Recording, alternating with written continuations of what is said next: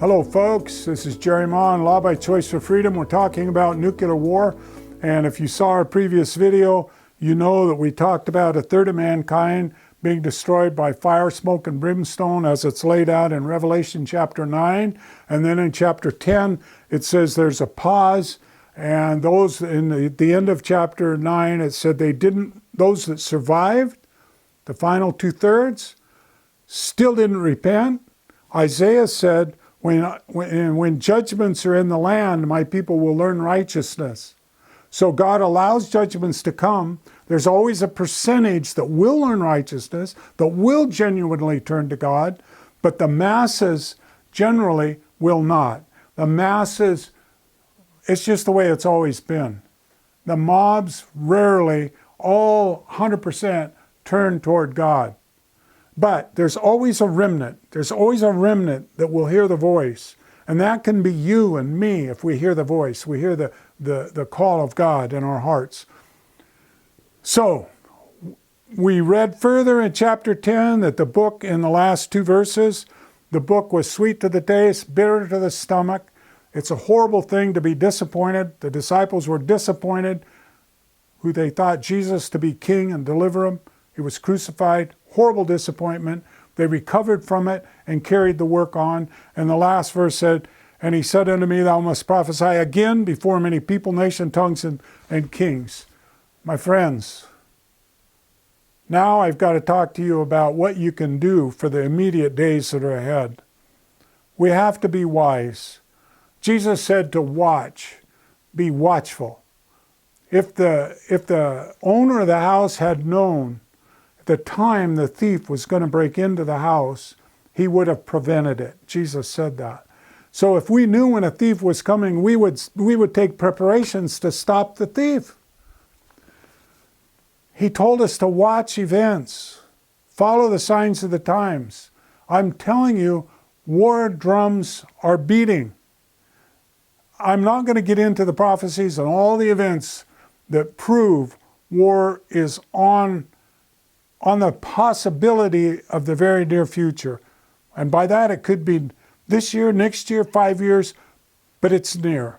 I believe it's near. I believe the Bible tells us that this is going to happen. What can we do?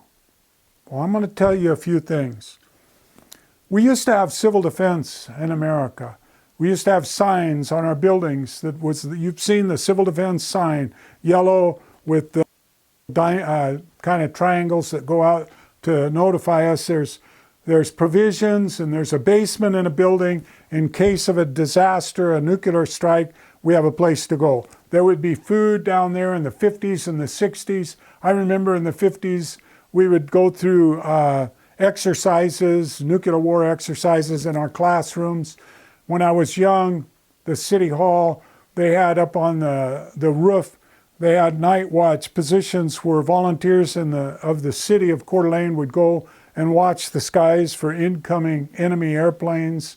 We had the idea that nuclear war was a real possibility. And we had civil defense preparations. We had training classes. We had books. We had agency of the government, the civil defense, part of the government agencies was civil defense.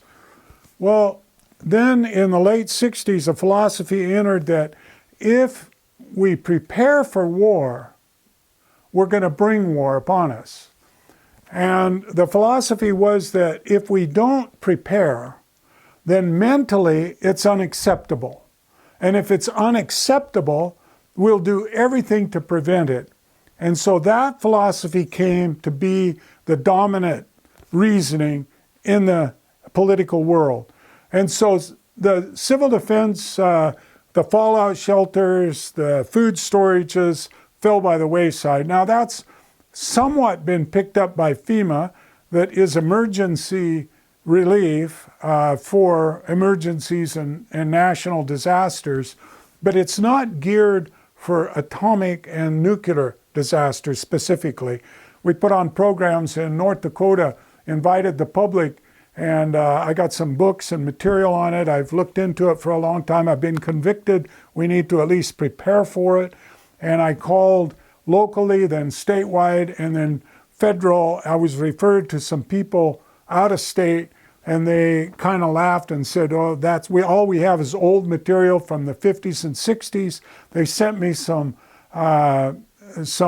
materials on nuclear war, civil defense, and very informative, and we taught that in our lectures.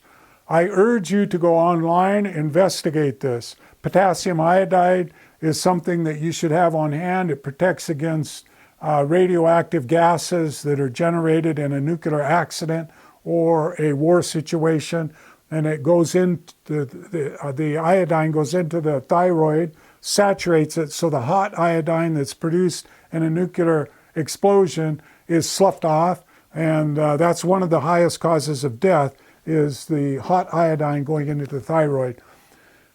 But friends, we need to deal with this. Russia is dealing with it. They have a fallout shelter in Yamutu Mountain, about 800 miles out of Moscow. It's 400 square miles underground, the size of Washington Beltway, 20 miles on a side, a massive underground shelter. Air Force General Keegan, he did some investigation, and this was years ago. They found 75 bunkers the size of the amount of concrete it took to build Hoover Dam, costing billions of dollars throughout the old Soviet Union. And I don't know how many are in Russia right now. Russia had a massive civil defense exercise in 2016 involving 40 million people. Sweden has, it's Sweden, Switzerland, I think it's Sweden. They have mandatory fallout shelters in every home, mandatory weapons in every home, and they have exercises every year and make sure that these fallout shelters are operational. Many countries, China has massive fallout shelter protection. They gave their citizens within the last month, put up flyers, I think it was about 2.5 weeks ago, put up flyers all over on telling the people to get ready for nuclear war and what to do in case it comes. We have the threat right before us. And what you can do now is common sense things. You can survive this. You only have to be isolated for 3 days. You got enough water in your hot water heater for a family of 4 to survive. If you learn how to release the pressure valve and let air go in, find the draining spout at the bottom of the water heater, find a place where you're protected from radioactive dust that's in the atmosphere. That's what's hot. That's what kills us primarily. And if you have a mass of dirt or magazines or a mass of anything between us and the dust, you're protected. And after 3 days, you can come out and get canned food. You got plastic bags for human waste. My friends, we're not going to take long in this video. I want to do a full study on this. We need to be prepared. There's things we can do to survive. There's videos out there. If you scan the internet, it tells you how many survived in Hiroshima and Nagasaki that were close to ground zero with simple remedies. My friends, it's survivable.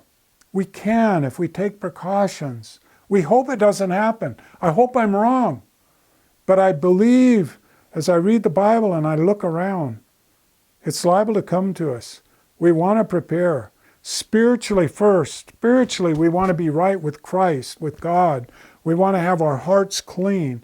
We want to be ready no matter what happens. We could get hit by a car. We could fall over dead tomorrow. Whether it's a nuclear bomb or it's a rusty arrowhead, we're dead either way. We must prepare spiritually. But also, we want to be prepared like Jesus said.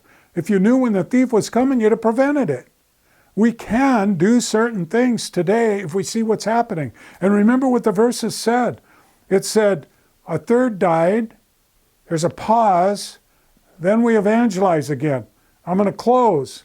The test now that will bring some judgment on America is the second table of the law.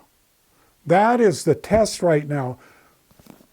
It's about thou shalt not kill, thou shalt not commit adultery. What did it say? I'm going to read it, and that'll be our closing verse. What are the things that have to do with this judgment that's right before us? It's right here in chapter 9. It says, neither repented they of their murders, sorceries, fornication, nor of their thefts, stealing,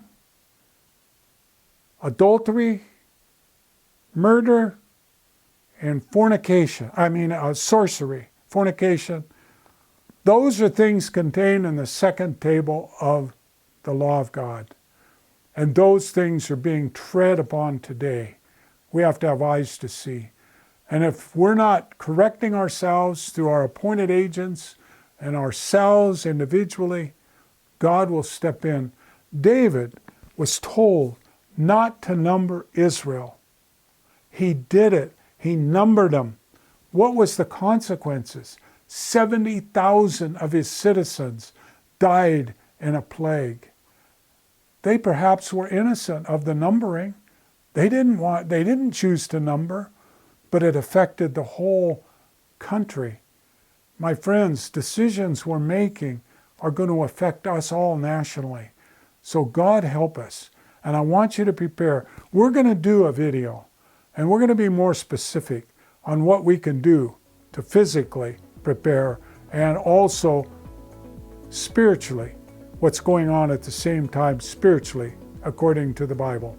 God bless you each one.